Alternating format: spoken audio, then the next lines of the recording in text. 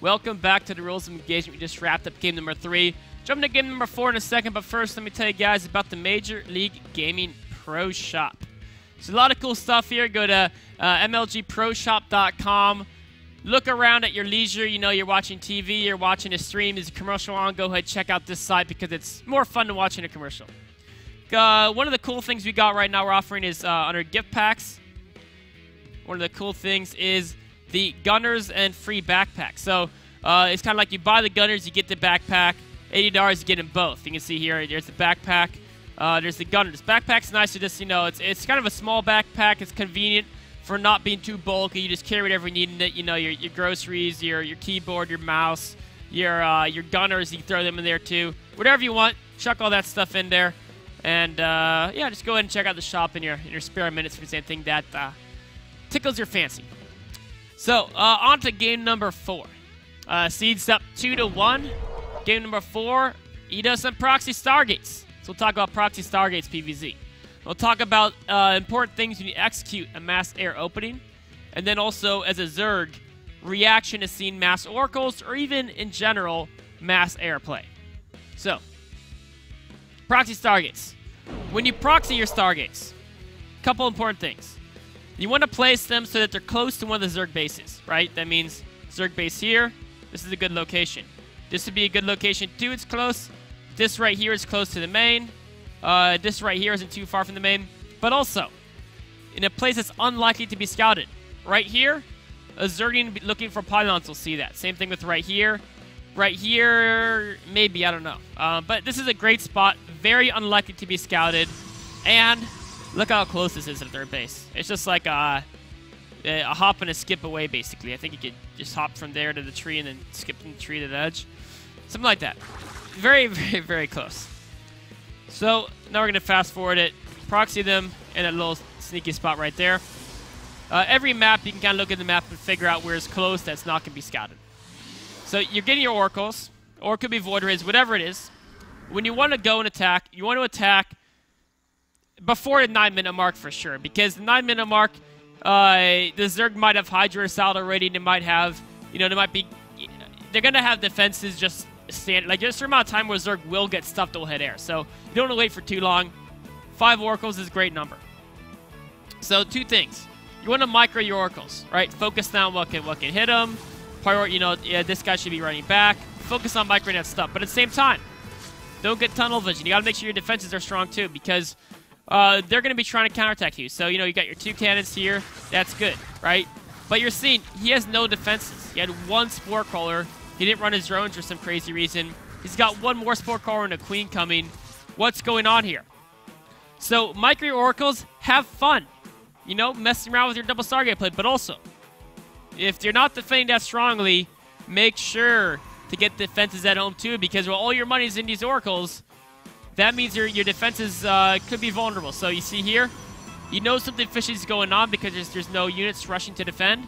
So he's getting more cannons, which is smart because his opponent was actually going roaches. With only 2 cannons here and the single sentry, these roaches might very well have killed those 2 cannons, broken the hole. There's more units following up. It could have been tricky. So make sure your defenses are solid at home. As long as your defenses are solid and you do critical damage, you're going to be very far ahead. We can see here, I mean, it's equal food, but army value, Protoss is significantly ahead. So he's just way ahead. And he goes on to win the game just from, you know, I mean, look at the units lost tab. That's not good for Zerg, right? So Protoss is on to win the game. Now, talking about Zerg point of view.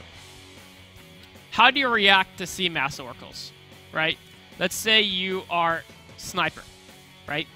So there's a couple of things that are very important to do. Right here, you first see those oracles.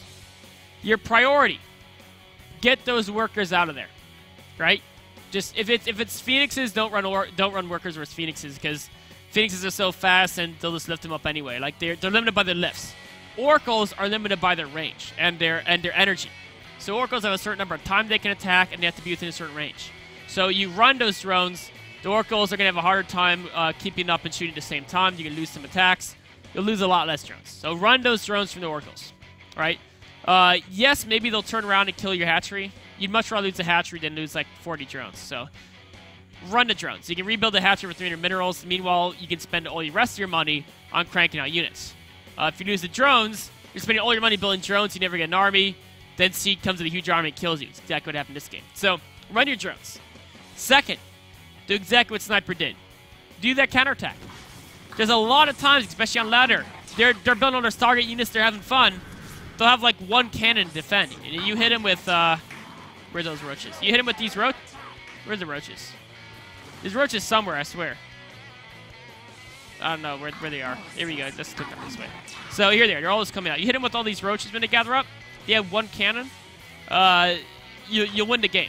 Like, yeah, you've taken critical damage, but then you just kill the natural. And you're still on 2 bases. They're on 1. You win the game. So do that counter. Attempt it. Right? It may not work. Your opponent may be on top of things. But you know what? It might work. You might get that win. Right? So attempt that counter. You know, you pull the drones. You attempt the counter. Pulling drones, you also building spores, but a lot of spore crawlers need those to defend. Step 3, you should be thinking, he went double Stargate. What could he have at home, right? Well, let's see. Seed, a world-class player at macro. What does he have at home? He has a single gateway, a single robo. I mean, right now he's building more, but a single gateway and a single robo, that's it. Before he can even think about moving out and threatening you with a major attack, he's got to build gateways. He's got to build units out of those gateways. You've got, like, I'd say 5 minutes. Realistically, 3 minutes at least. At least 3 minutes. You've got at least 3 minutes before you can really be threatened. So, what you got to do is make investments for the late game, right? You know, you want to rebuild some drones if you lose them. Ideally, don't lose too many because that'll take a while to rebuild all those drones. That'll take 2 minutes of your 3 minutes. You want to try to figure out a way to counter their army. So, maybe go say, you know what, 3 minutes. I build a Spire right now. I can get Corruptors out. Maybe, if you want Corruptors. I wouldn't recommend it. You say, I build an Infestation Pit right now. It takes a minute. It takes, what, 40 seconds to build Swarmos? I actually don't know. I can get a bunch of Swarmos out in 3 minutes. Let's go for that. That'll be a great way to either attack his third, if he's going third, or defend any type of follow-up, as long as they accompany with Spore Crawlers and Queens to push back to air. I've got 3 minutes. Maybe I should get Tunneling Claws and a billion roaches, and I can swarm him into open. Or maybe not even Tunneling Claws. Just try to get roaches out into open and surround him when he moves out. But think about the 3 to 5 minute mark from now, right? So prepare for that.